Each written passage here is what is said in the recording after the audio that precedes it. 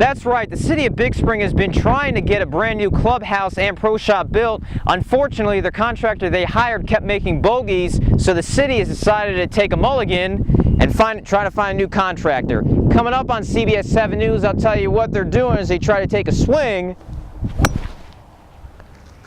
for new business. Forsyth is looking to follow in the footsteps of many other school districts across the state by going green. Not just in light bulbs and energy consumption, I literally mean green as in field turf. While you do, let me tell you about how the town of Garden City shuts down when their Bearcats are on the big screen. Eddie, most people spend their Saturday using their lawnmowers and power tools for home improvement projects. But on this Saturday in Coahoma, we're racing them. These two teams don't know much about losing as they have won their last 54 games in a row combined. Garden City's won 20 in a row. Come on out to the rodeo. Admission is $10 for adults and $8 for children. Now as I send it back to y'all in Odessa, I've got to ask one question. What color lipstick do you recommend? Rosy red or clown white? Holly is facing long odds to make the playoffs out of District 2, 2A Division 2. But facing long odds isn't anything new for the Bearcats. Their coach has already beaten them twice. Play like it's your last game. Play like you're behind. They wouldn't tell me the numbers because it was so bad, so I looked them up, and it was 4% survival rate. And so really it's a miracle I'm here. Second-year Bearcat coach Brad Schoonmaker is a two-time melanoma survivor. At one point, the cancer spread from his scalp to his lung. As if that wasn't bad enough, things got worse. His eldest son, Houston, a junior fullback for Holly, after suffering a knee injury last year. He was diagnosed, and I had surgery on my knee August 10th, and they had thought it was sarcoma, so I could have had bone cancer, and he could have had, and he did have his cancer. All of that while dealing with the loss of another family member due to melanoma. What could have torn apart the Schoonmaker family and the Holly community turned into something else. It was unbelievable. We had a 5K run. The school set up Cats for the Cure. We had fundraisers, caps for coach on Fridays. They rallied around me and another teacher that was diagnosed this last year as well. Unbelievable support. Brad didn't miss coaching a single game last year, even with frequent trips to the MD Anderson Cancer Center in Houston. My team is my family.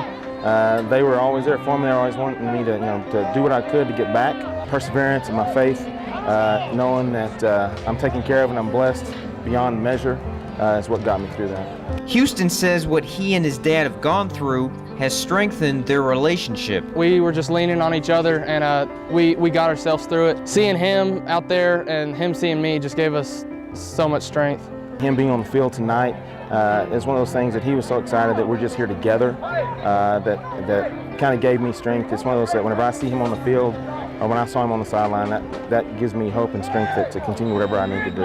I hate that something bad like this would have to happen for someone to realize how fragile life is, but we are just so much closer, and we have so much in common, and we can talk to each other about anything that goes on, and we understand each other and make it.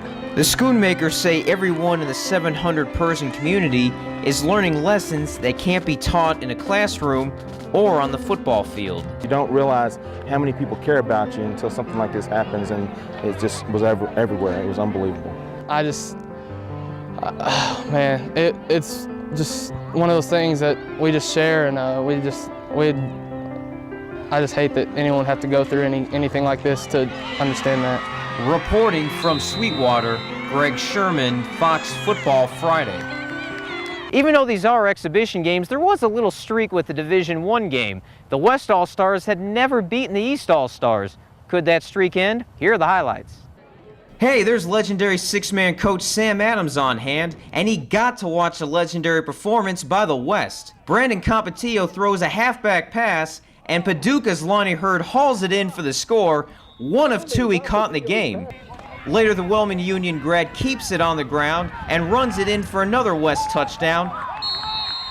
East trying to make something happen as Oakwood's James Edwards with a nice INT here. But the West stopped the East offense on every single possession. Here, Water Valley's Devin Gray strips quarterback Austin Simmons from Zephyr, and McLean's Clay Crockett falls on it. On the very next play, Water Valley's Justin Hahn with a touchdown pass to Irish Steven Juarez. West wins the game 64-8, but it's not the score that matters, but the fact that everyone enjoyed a chance to play one more six-man game. It feels real good. It makes me happy to come out here and play with some more people that I don't even know. I consider it a privilege, because like, if I'm able to play, that means I must be right in the mix with them. Every day in practice, it was harder and harder. They bring it, I bring it. One day I win, next day they win. I just couldn't have had more fun if I'd have had anybody else. You know, these kids they came together better than any group I've ever had in an all-star game, and it was awesome. They love talking X's and O's, and it's just a joy as a coach to be around kids like that. You can talk about an idea, and they get it, and they want to know more about it. Division II All-Star Game, and they could have named it the Parker Purvis Exhibition. The Strong graduate threw 3 touchdown passes, this one to Harold's Ethan Cato, and ran for 3 more. Wow, that's one fast Greyhound. Loop's Matthew Sellers had 3 touchdown runs for the West, including this one from the shotgun as he scampers into the end zone. But they couldn't stop Purvis. He throws this touchdown to Stephen Thornhill from the state champion Richland Springs Coyotes.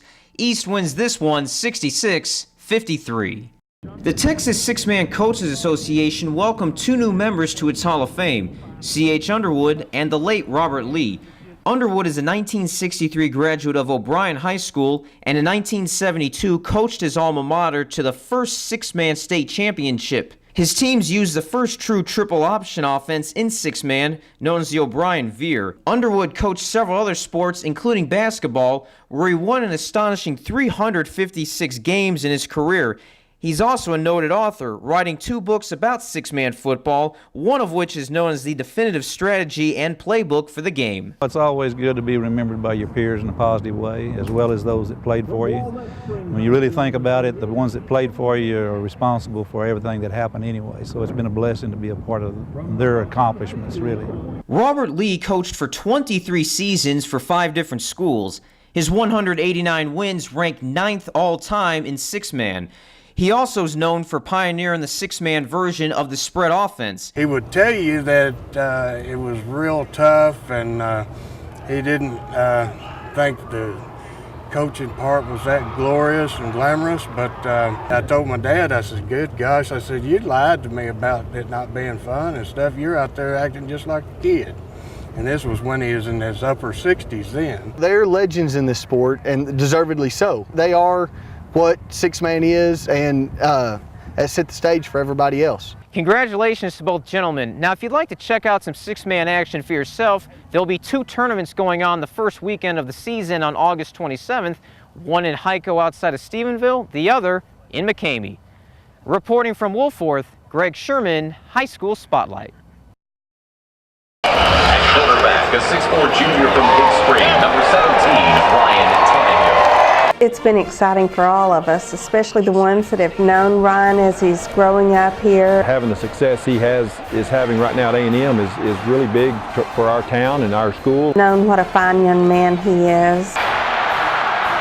Tannehill tore up the Big Spring High record books when he played for the Steers earlier this decade. In his first start at quarterback for A&M, he threw for 449 yards, an Aggie record, and 4 touchdowns in a rout of Texas Tech, which was no surprise to one of his former teachers. Every time he does something well, I say, now who was his Sunday school teacher? So it's just a little joke in our family. Newton helps run the Howard County Aggie Club, which gives scholarships to those wishing to attend A&M. I was talking to a scholarship recipient today, and she said she didn't even like football, but it is a blast whenever you're down there and you know that you went to high school with him. Tannehill's accomplishments aren't limited to Kyle Field. The redshirt junior carries a 3.6 GPA in biology, and current Steers head coach Philip Ritchie is trying to use that and all of Ryan's accomplishments to motivate his team. Our kids can relate to him, say, hey, he's from Big Spring, and we can also use that in motivating them to try to work hard and realize that to dream big, and if you work hard enough that you can accomplish great things like Ryan has. Although he didn't coach him, Richie says he closely monitors Ryan's progress. Previous weeks we were all just griping and complaining because he wasn't the starting quarterback, but since he has been, everybody's excited and really pulling for him. One of the teachers that I teach with out at Elbow, tech graduate, and she said if we have to lose, at least we lost to Ryan Tannehill. Ryan's not the only Tannehill to come through the program recently. His younger brother Tyler was quarterback of the team for 2 seasons, and there's rumors of an even younger Tannehill tearing up the 8th grade fields, so the Tannehill legacy at Big Spring will continue. Reporting from Big Spring, Greg Sherman, CBS 7 News. Earlier this season, Big Spring was state-ranked in basketball for the first time in more than 30 years. One of the key players is overcoming his disability and instead using his ability to help the team.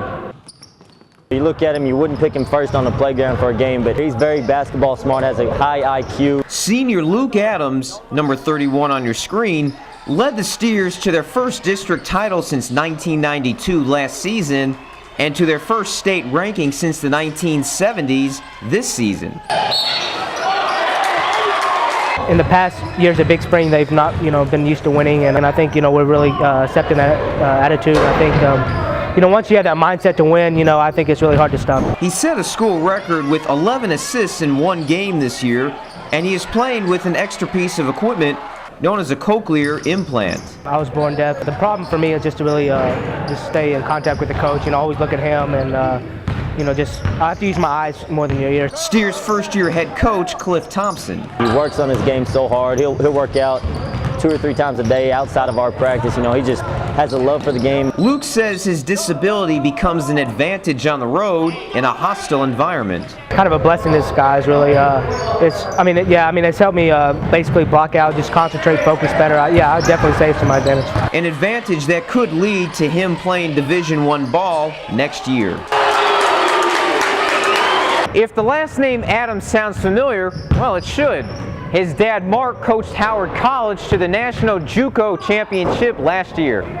Reporting from Big Spring, Greg Sherman, CBS 7 Sports. It's a gigantic battle in 6-man here in Garden City as the number 2 Bearcats entertain number 1 Borden County. These two teams don't know much about losing as they have won their last 54 games in a row combined. Garden City's won 20 in a row and a state championship. They haven't lost since the season opener last year.